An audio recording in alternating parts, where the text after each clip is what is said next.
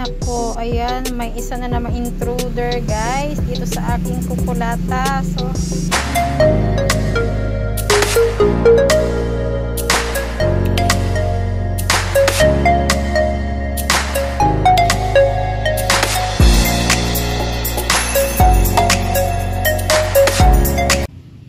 ayan, nag-unfurl na itong mga bagong dahon ni Noyd Maranta. Ayan, sabay-sabay yang tatlo, oh, ayan.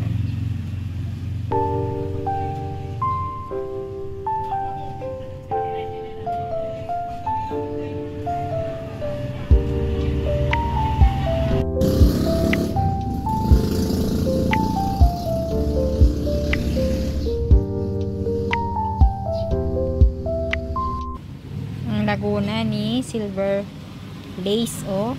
Yan ang taas-taas na niya. Oh. So madali lang talagang lumago. Ayan, taas-taas na niya. So balak kong palitan soon ng iripat sa mas malaking pot. And nilalagay ko siya sa white pot. Ayan. Inantay ko lang naman siyang makalago. Ito, ang ganda nung nasa, ayan, nandito sa ganito niya, oh, nagpipink.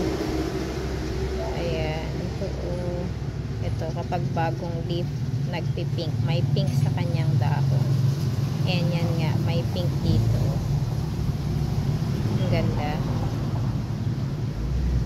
Ayan, so dumadami na siya. Ayan, meron din dyan, oh, ayan.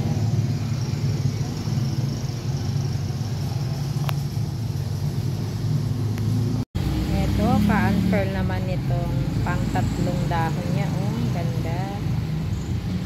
Yeah, so nung nabili ko ay ito pa lang yung dahon niya, and ito ay hindi pa naka-unfurl noon. Ayan, ganda. Talagang parang may to, oh, ilaw ay ang kanyang midrib, and yung mga white splashes niya. And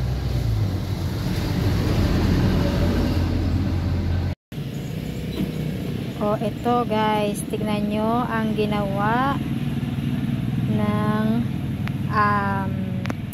bisita dito sa aking isang halaman, si kukulata. Ayan, so ayan, kinainan niya lahat yung halos kinainan niya na lahat yung dahon itong si kukulata. Ayan, so nung isang araw may nakita na naman ako, eh. So ayan, ayan ang salarin, oh, ayan. So medyo maliit pa to guys, pero ayan, madami na siyang nakain. Ayan, ilan yung nakuha ko dito nung isang araw? Dalawa yata. Ayan, so ito yung pangatlo kong nakita ngayon. Mas malaki to ngayon. Oh, ayan, ang intruder sa ating munting hardin. Ay nako, kasi nga ilang araw nang umuulan dito sa amin guys. Nilagyan niya ng design itong aking kukulata. Ayan, so ginawa niyang monstera, may butas-butas. Yan. Kawawa naman tong aking kukulata. Ito ang laging nabibiktima ng mga caterpillar, itong si kukulata, dahil ito ngayong laging napapatakan dito ng ng ulan. Ayan, oh. Ayan, diyan nakatapat siya diyan, kaya yan ang kapitan talaga ng caterpillar. Ay nako, ayan, may isa na namang intruder guys dito sa aking kukulata. So pangatlong araw na to na talagang ito yung gustong-gusto nilang kainin. Masarap siguro to, si kukulata. So ayan na naman ang isang intruder. Ayan, oh, itim siya. Oh, grabe, grabe naman. Inubos niya na itong kukulata ko. Ay, nakabuelo na itong aking Florida green. Ayan. So, 3 na yung naibigay niya sa akin. Dahon. Ayan. And may pang-4 na rin. Ito, pang-4. Ayan. Ito hindi tumuloy. Ito yung mga dati niyang dahon. Itong dalawa na mas malaki. Meron akong isang tinanggal. So, yan na yung naibigay niya sa akin. Under my care, pa-4 na.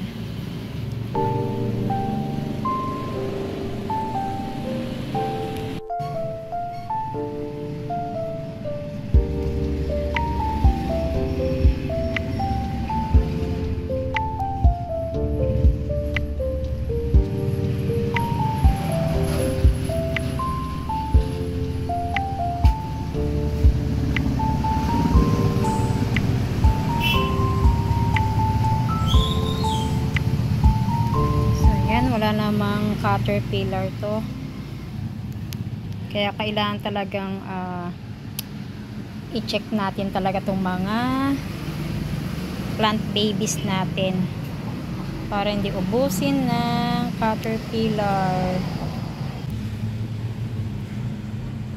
So ito naman wala pa ako nakitang mga ano dyan kumain sa kanyang dahon. Si Humalumina, ito rin si burl marks na regular. Kung minsan yung mga ano mga uod na yan kapag panggap syempre lalo na kapag green pa lang sila, parang alam mo ano lang siya, stem lang siya, pero dyan sila kumakapit sa mga stem kung minsan, kaya mahirap din silang mapansin kung minsan. Saka mo na lang malalaman na may uod sa halaman pag talagang nakainan na siya, nabawasan na yung mga dahon, may nakagat-kagat yung mga dahon nila. Dire-diretso na kasi ang ulan dito sa amin. And tignan nyo tong si Pink Princess, guys. So ito na yung napropa ko, yung nakuha ko na kay mother plant. So ito yung, so marami din yung nakuha ko sa kanya, marami na siyang dahon noon. So ilan ba yung dahon noon nung prinopa ko siya? 1, 2, 3, 4, 5. And then ito yung pa-unfurl noon, akala ko hindi siya tutuloy, pero ayan na yung kanyang dahon. And then ito na yung pangalawa niyang yung naibigay sa akin. So yan yung kanyang variegation. And ito may pa-unfurl ulit dito. Ewan ko kung maganda itong kanyang dahon. Sana mas madami siyang variegation na ilalabas. Ayan. Kasi hindi ko makita dito na may kulay pink. Ala pa.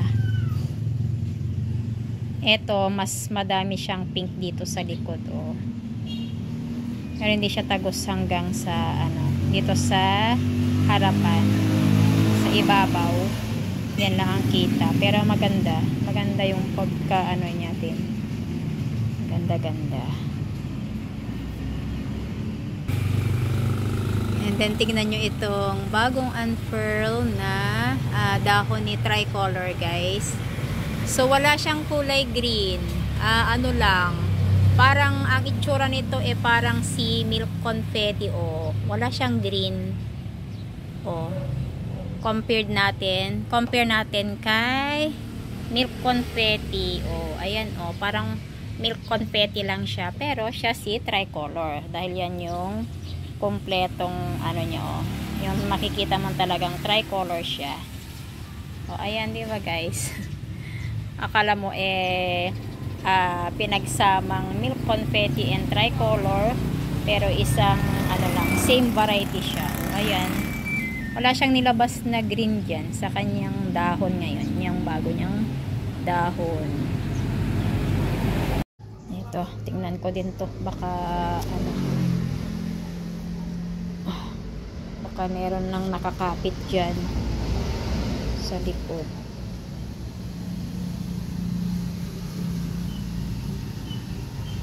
Ito pa naman. Wala pa naman akong makita na ano, kakaiba dyan. May kumakain na sa kanyang stem. Ayan. Wala naman.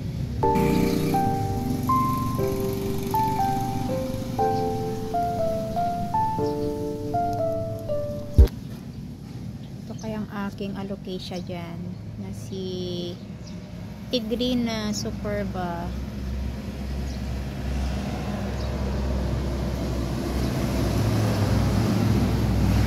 Tignan nyo naman itong aking si ano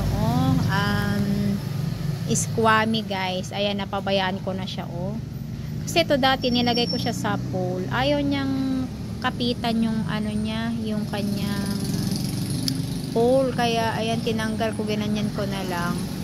Kaya lang ayan, napabayaan ko na siya hindi ko pa siya naayos. Ayan, maliliit na yung mga dahon niya dito. Diyan malalaki. Ito maliliit na dito Itong si Starla naman, hindi tumuloy yung ano niya, yung dalawang dahon na nakita ko noong ano, kasi nirepat ko na nga siya. Hindi tumuloy. Ayan yan yung ano iba na yung kulay niya. Kaya parang patay na yan. Dapat green na green yan kasi nung ano, green talaga yung kulay niya, pero nga nag-iba yung kulay niya parang hindi na siya tutuloy. Meron pa yung isa dyan na nakita ko nung ano, wala na, hindi talaga tumuloy. So ito maganda yung ano nito guys, ang dahon kapag ano talaga, mas makalaki siya, parang star siya talaga yung shape niya. So tignan ko kung meron akong mai-insert dito na picture guys ng mas maganda niyang ano, dahon. Itong si Starla. Ayan. Kung minsan kasi pati ano grasshopper din. Yung nakikita ko dito sa mga halaman ko na ano, kumakain ng mga dahon. Yan. Sinisira yung mga dahon. So ang lago na rin nito yung binigay sa akin ng ninang ko, si Neon Photos. Ayan, iniikot-ikot ko lang siya dyan guys, kaya ano, tayo yung mga ano niya, mga dahon niya. Pwede na akong kumuha dyan kasi may lumampas na dyan. Ayan, mahaba naman na yung kanyang ugat. Ayan, ang ganda rin niya. Neon. Si Neon Photos. Malash na siya. So, ayan. Talagang kailangan nating i-check lagi itong ating mga halaman. Lalo na at madalas na ang ulan. Dahil nga, ayan, ito yung time na talagang nagsisipaglabasan itong mga yan, mga caterpillar or anumang mga peste sa ating mga halaman.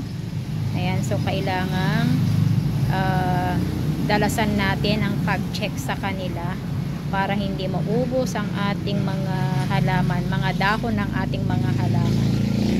So bago ko i-end itong aking video, ay gusto ko lang magpasalamat sa inyong lahat guys, sa inyong suporta dito sa aking munting channel, sa aking mga silent viewers na napapadaan dito sa aking munting channel, sa aking mga YT friends, and of course sa aking mga subscribers, and sa mga bagong subscribers.